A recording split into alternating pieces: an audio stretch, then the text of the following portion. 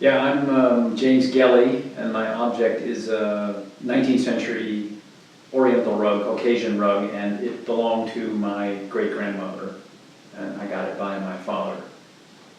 Do you know where exactly it's from, or what time? Well, you just said 19th century. Well, it's late 19th century. The color of the yarn tells you that it's probably before chemical dye, so call it 1880, 1890. Right. It was made in the Caucasian region between the Caspian and Black Sea, so it's a classic Caucasian rug, so-called.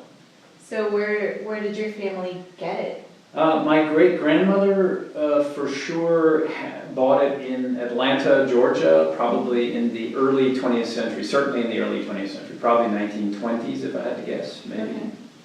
So certainly I know it's been in the family since my great-grandmother in Atlanta in the, call it early 20th century, first quarter of 20th century. How is it in such wonderful condition? Most rugs of this time period would not look like this. Yes, well, it has been, as long as I've known it, no one's had it on the floor. So in other words, my father had it, and he never wanted to keep it and said it was too damaging to an old rug like this to walk on it, so it's always been kept. And I've always kept it on the wall, so it's always been hanging instead of being on the floor.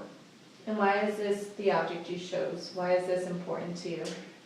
Well, for a number of reasons. The first one is that it just has an association with my great-grandmother and also my father, and then as it turns out, as I thought about it, I've had this rug for 30 years, and everywhere I've lived in the 30 years, and I've traveled a lot, I've had this rug displayed, on the wall.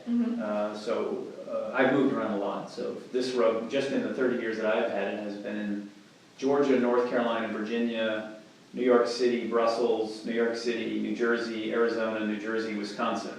So everywhere I go, this is probably one of the few, this is the only thing I have that I can say for sure that I've had with me wherever I've been for the last 30 years. And why is that? Why do you think you have that attachment to it? Well, I think it's a nice looking rug. It's got good colors and it's got good form. And people that know about Caucasian rugs have declared it to be, honest and good of its type. So I like the look of it. And then of course there aren't that many things that give you an immediate throwback to a member of your family who was born in the, I guess, probably in the 1860s or 70s. So it's kind of a multiple association. And then the more you're familiar with something, the more you carry it around. So you've had it on the wall for this long. What does it make you think about when you look at it?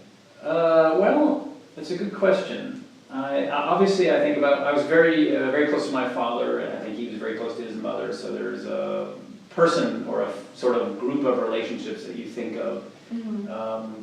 You think about, I'm not in Atlanta, but you think about a family who's been in there for, let's just say, early 19th century, moved into that part of the United States. So you think about family and you think about individuals in the family, sort of like a string, I guess.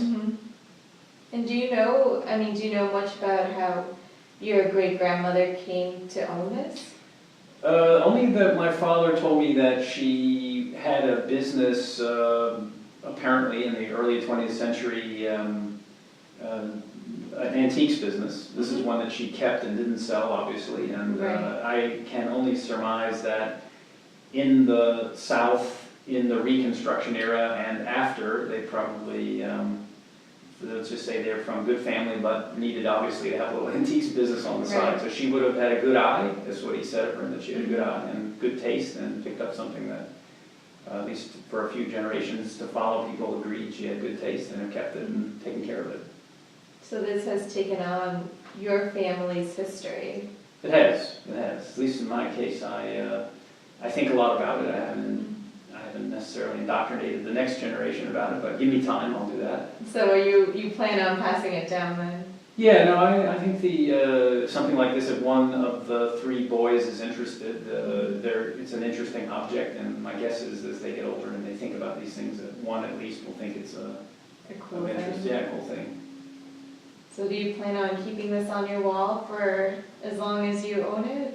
Yes, I'm working on what wall that might be. I move around a lot. I'm still in motion, but yeah, as far as I can see, I plan on putting it back to wherever home is. This is where this will be.